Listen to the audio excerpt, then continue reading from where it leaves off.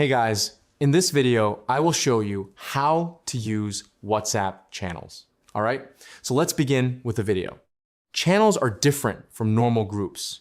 In a group chat, multiple people can send messages and interact with each other. Channels, on the other hand, are designed for one-way communication. This means the channel owner can post updates while followers can only view them. To find channels, open WhatsApp and look at the navigation bar at the bottom of the screen. Tap on the Updates tab. Inside this section, you will see a list of channels from different categories, such as news, sports, entertainment, or lifestyle. You can browse through them and follow any channel that interests you.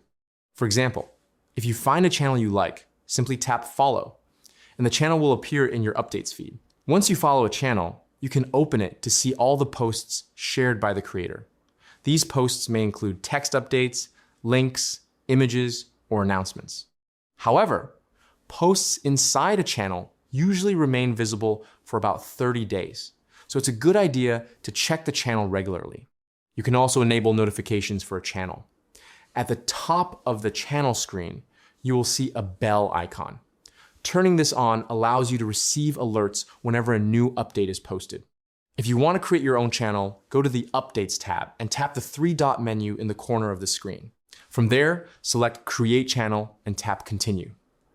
Next, enter a name for your channel, add a description, and optionally upload a profile image. After that, your channel will be created. Once your channel is set up, you can invite people by sharing the channel link or posting it in your WhatsApp status so others can discover it. Overall, WhatsApp channels are a useful way to share updates with a large audience without group conversations. And that's it. So that's basically how you can use WhatsApp channels. So that's all for this video. See you in the next one. Thanks.